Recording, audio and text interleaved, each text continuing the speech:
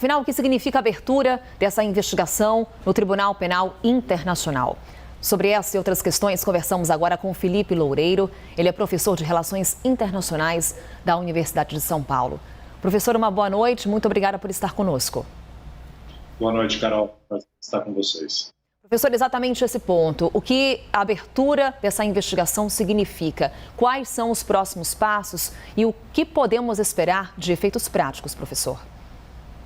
Olha, Carol, enfim, o Tribunal Penal Internacional pode iniciar um processo formal de investigação, isso pode levar a um julgamento efetivamente, mas é muito difícil, né, que o presidente Putin acabe sofrendo sanções penais efetivas, né? Isso demandaria, por exemplo, próprio fato da Rússia, né, permitir com que o presidente Putin sofresse esse tipo de sanções, o que me parece, né, bastante difícil, quase não impossível de acontecer.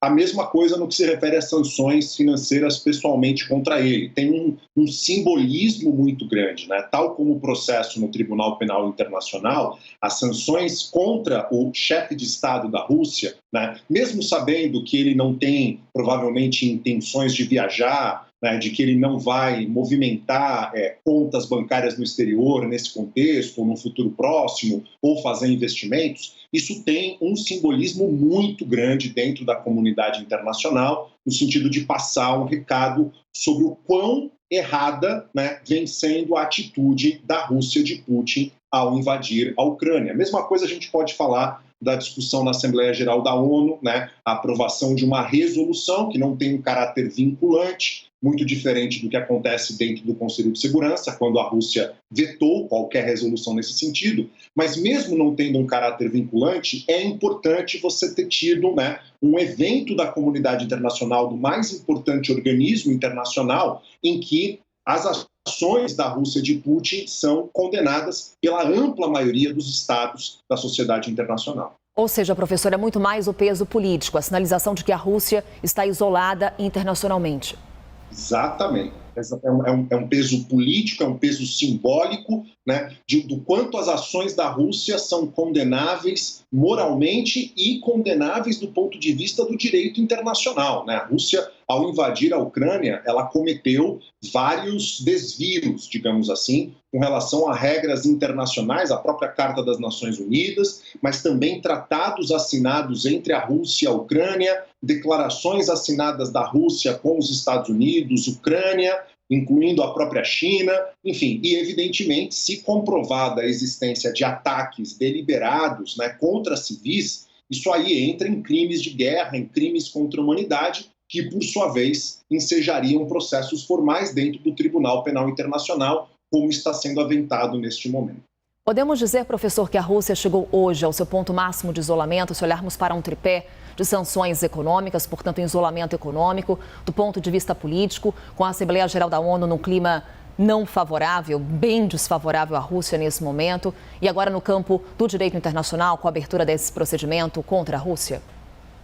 Eu entendo que o Putin e consequentemente a Rússia, o Estado Nacional Russo, conseguiu um isolamento muito grande da comunidade internacional, né? Então, a Assembleia Geral da ONU hoje, a sessão emergencial que a gente teve, é uma demonstração clara disso. Eu não diria, Carol, que chegou no pico desse isolamento, porque a gente ainda tem alguns estados muito importantes da comunidade internacional que não se posicionaram claramente no sentido de denunciar a agressão russa contra a Ucrânia. E aí, os dois exemplos mais importantes são a Índia e, evidentemente, a China, né? Ou seja, a China se absteve novamente, já se absteve no próprio Conselho de Segurança, né, na resolução que foi votada recentemente, aprovada, mas vetada pela Rússia, né? A China já se absteve.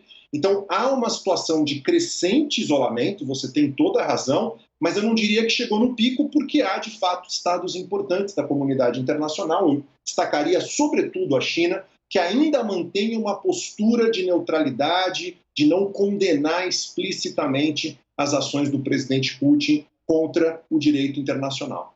Professor, nosso analista Caio Junqueira também tem uma pergunta para o senhor. Por favor, Caio.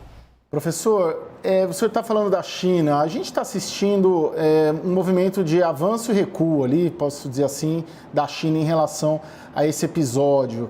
Qual Qual, na verdade, é o papel dela nesse suporte, ainda que às vezes mais enfático, às vezes menos enfático, em relação à Rússia? De certa maneira, a Rússia se sente protegida ali pela China, pelo papel da China nesse enfrentamento que esses dois países, essas duas potências fazem em relação aos Estados Unidos e à hegemonia americana aí dos últimos 50, 60 anos? Sem dúvida, Caio. Primeiro, lembrar que a China e a Rússia compartilham uma fronteira gigantesca, né? E seria impensável, se a relação dos dois países não estivesse, pelo menos, numa situação boa, que o Putin fizesse o deslocamento militar que ele fez, concentrando tropas contra a Ucrânia. Ele deslocou tropas e equipamentos militares da Rússia vindos dos distritos mais ao oriente da Rússia, né? Então, só isso já tornaria esse deslocamento mais difícil. A questão da China também é fundamental do ponto de vista econômico, né? Ou seja, a Rússia, acho que é muito importante ressaltar isso, ela foi retirada, né? Os principais bancos russos foram retirados do SWIFT, né? Desse sistema bancário, né? De comunicação interbancária que permite com que bancos de diferentes países possam efetivamente realizar transações entre si. Então, se a Rússia, né, não tiver um apoio mínimo de outros países da comunidade internacional, isso tende, já sem esse apoio, já tende a gerar uma crise financeira grave. Hoje a gente teve uma desvalorização do rublo de 30%. O Banco Central russo aumentou os juros básicos do país no maior patamar desde o início do governo Putin, passando de 9,5% a 20%.